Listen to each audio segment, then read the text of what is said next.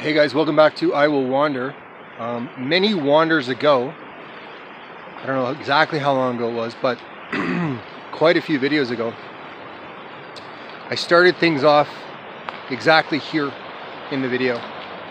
And it was a really sunny day and I went way back country. I'm right beside the highway here, just outside Beaverdell. I'll give you a little better peek of scenery here. So this is where I started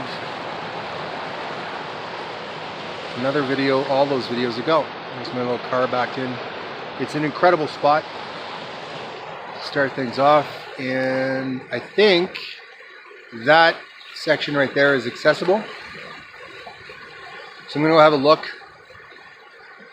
and see if I can get right in there. I'm not bringing my fishing stuff because the water is pretty high and pretty quick right now. So yeah, you can see. No, you probably can't see. Anyway, usually the water is quite a bit lower than it is right now. And let's have a look a little bit further up and see what we can see. So that's where I'm going, along this little log here. I don't want the camera all over the place while I'm trying this.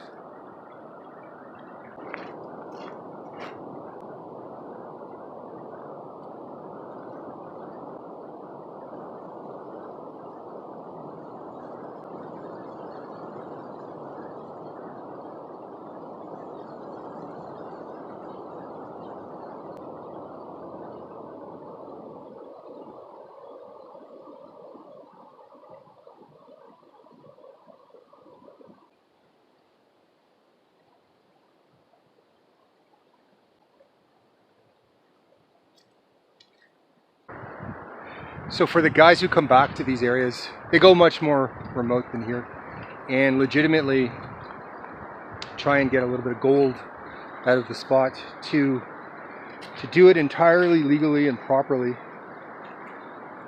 Let me know if I missed any gold in there and I'll come back. To do it entirely legally and properly, you register a claim to an area. I don't think that costs very much money at all. And then you're a gold prospector, and quite a few people do it back here.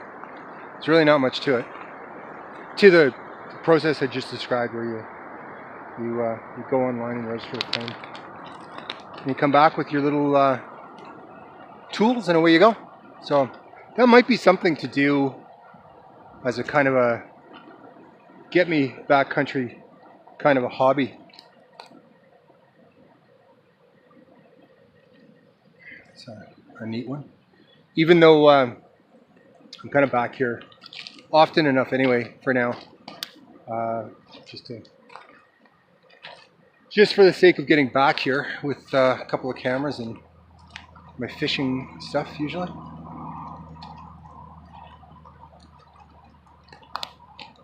Lately my own YouTube content has been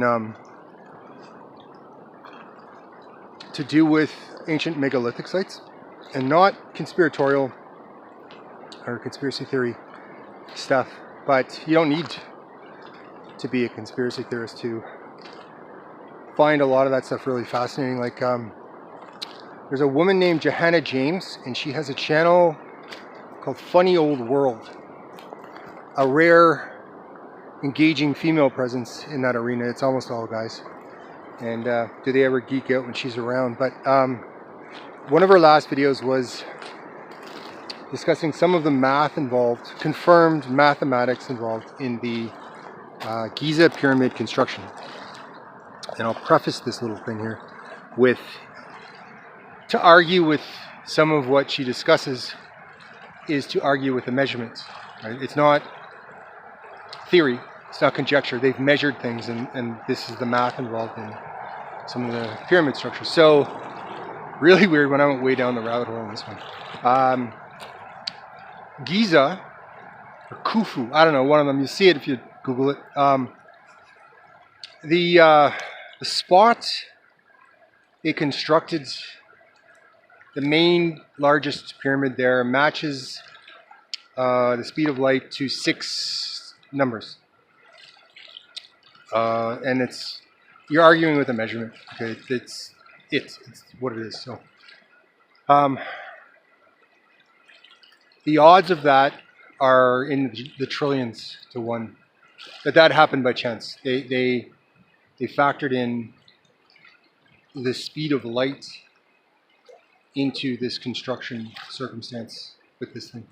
There's another one. Circumference of the Earth ties in with it. Really, really detailed. The circumference of the Earth and the Moon combined match up as well to the pyramid itself. You can find all this online. And again, it's all measurements. So to try and negate what people are saying about these incredible structures is to argue with a measurement, which doesn't really make a whole lot of sense. But that's my own content lately for YouTube, is I go and I look at what the latest sort of experts in the field that get to spend a lot of time in these incredible megalithic sites like Peru, Mexico, Bolivia's got a bunch, and Egypt is the most famous one. And then you get some of these rare access tours to some of these sites where they pay off the guards or the Department of Antiquity or whoever's responsible for this stuff in Egypt. They call it special access. They basically grease whoever is supposed to be watching this place, and they don't harm anything or take anything, but it is a bribe, I guess is the right term for it.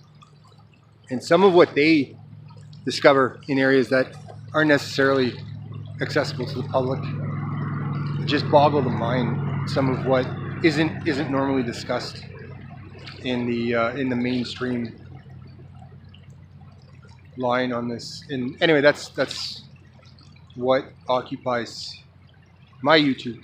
A guy named Brian Forster, Brien Forster. He very effectively proves that for the really, really large scale, really precise megalithic circumstances where you've got huge blocks going on and precision that we can't do right now,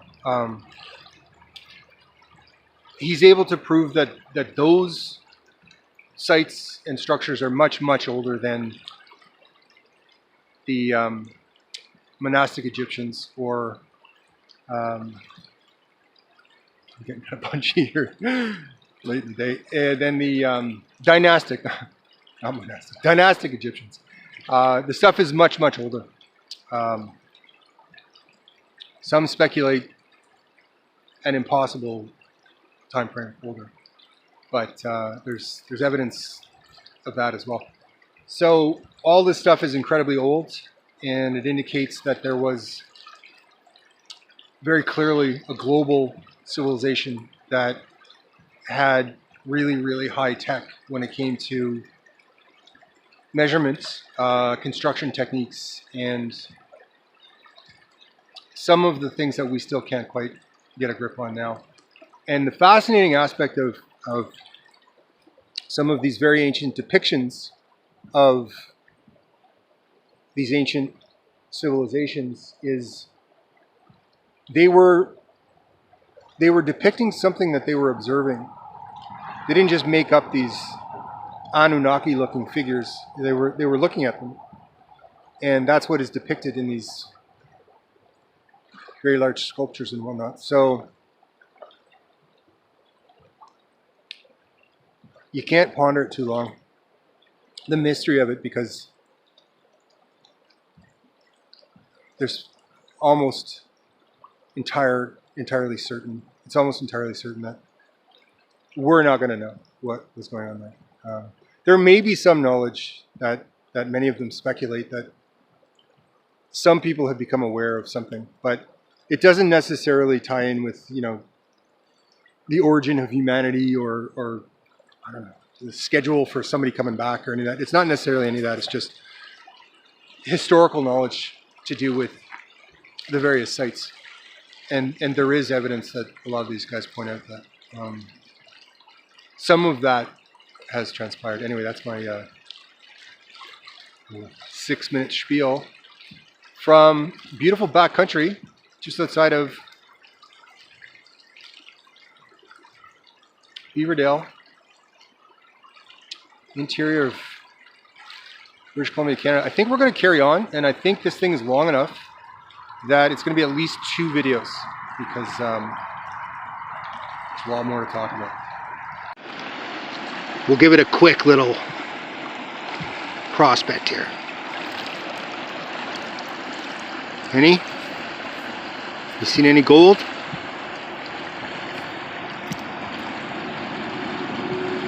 Okay, we'll do one more.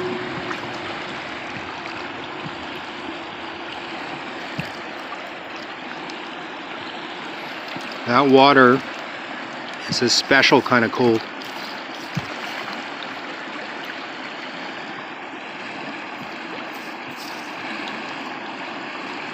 Nope. No gold here.